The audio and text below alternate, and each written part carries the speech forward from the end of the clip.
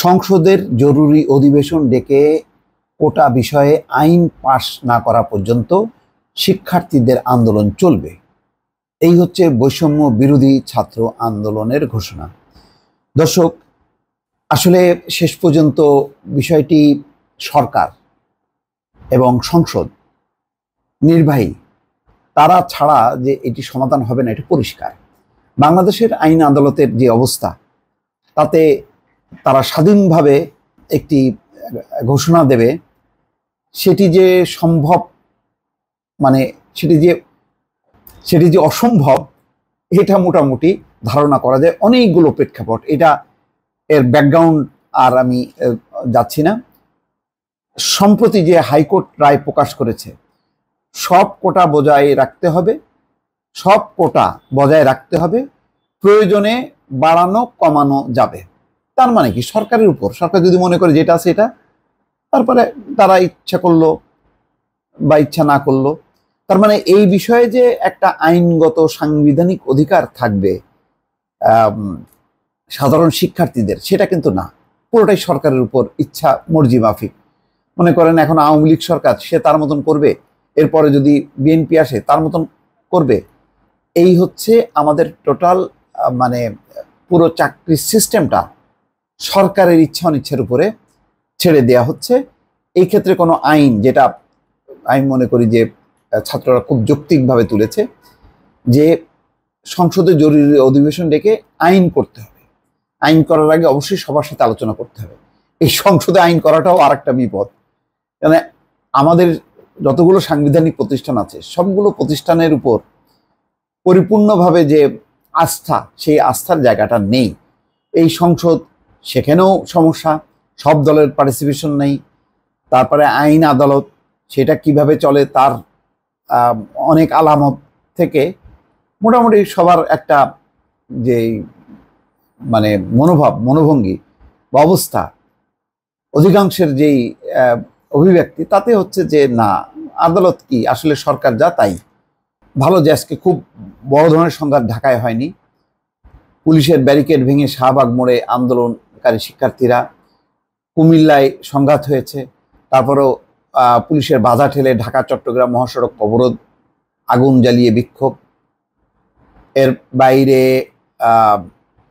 একটি মতামত কলাম প্রথম আলোতে শিক্ষার্থীদের প্রতি এই মারমুখী অবস্থান কেন। দেখেন, আজকে একযোগে ওইদিকে সরকারও নেমেছে, পুলিশ বলছে, ছাত্রলীগ মেনেছে। তার মানে সব একাকার হয়ে গেছে। তার মানে হচ্ছে হাইকোর্ট যখনই কি সরকারের পরিপত্রটা অবৈধ ঘোষণা করলো, এতে কিন্তু সরকার খুব একটা অখুশি হয়নি যে কেন এরকম সরকার যে কোটা বাতিল করে দিল, সেটা হাইকোর্ট অবৈধ বলল, এটা নিয়ে যে খুব ক্ষোভ বা ক্ষুব্ধ, সেই বহিঃপ্রকাশ কিন্তু দেখা যায়নি।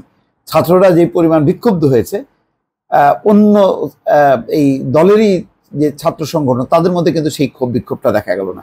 এখন সবাই মিলে ঠেলছে সরকার পক্ষে যে আদালতের দিকে যাও। আদালতের দিকে গেলে এমন একটা ক্যারিকেচারের মধ্যে ফেলবে, আদালত সে কি বলে, সর্বোচ্চ আদালত, তারা যেটা করবে এটা তো স্বাধীনভাবে, এখানে তো সরকারের কোনো নির্বাহী বিভাগ নেই, অন্য কোনো হস্তক্ষেপ নেই, এটা বলার চেষ্টা করবে। অর্থাৎ আদালত ওইভাবেই বলে দেবে এবং সেইভাবেই কাজটা হবে। অর্থাৎ সরকারের গায়ে আর আঁচড়টা লাগলো না, কিন্তু সরকারের যা পারপাস, সরকারের যা ইচ্ছা, সেটাই বাস্তবায়িত হয়ে গেল। এরকম একটি পরিস্থিতি বা মানসিক অবস্থা। অন্যদিকে চট্টগ্রামে পুলিশ ঠিকই লাঠিপেটা করেছে কোটা সংস্কার। রাজশাহীতে তুই শিবির করিস, সেটা স্বীকার কর, মারধর করা হয়েছে ছাত্রলীগের সভাপতির কক্ষে। মানে কাল পরশু থেকে হয়তো শুক্র শনি শান্ত থাকবে, তারপর রোববার থেকে একটা খারাপ পরিস্থিতির দিকে চলে যাবে।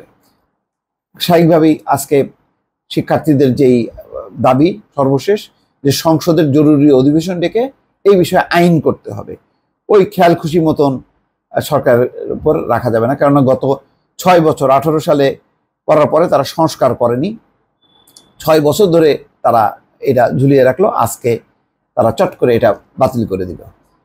তো তার মানে আগের অবস্থায় চলে গেল সরকার, এবং তাদের ইচ্ছা মতন কার চাকরি হবে না হবে, কোটায় কারে কি দেবে না দেবে, পুরো সরকারের একটা মানে ইচ্ছার অধীনে চলে গেল। তো সুতরাং এটার একটা তো স্থায়ী সমাধান হওয়া উচিত। এই সমাধানটা যদি না হয় তাহলে এই অশান্তি, এই পরিস্থিতিটা এটা কিন্তু চলতেই থাকবে, এটা মোটামুটি বোঝা যাচ্ছে। ফলে আজকে পুলিশ যাই বলুক না কেন, আদালতের যেই আহ্বানই দিক না কেন, ওবায়দুল কাদের যাই বলুক না কেন, এই যে আদালতের দিকে ঠেলতে থাকার যেই চেষ্টাটা, এইটা দিয়ে আসলে সমাধান হবে না সংকটের, এটা পরিষ্কার। দর্শক ভালো থাকবেন, আল্লাহ হাফেজ।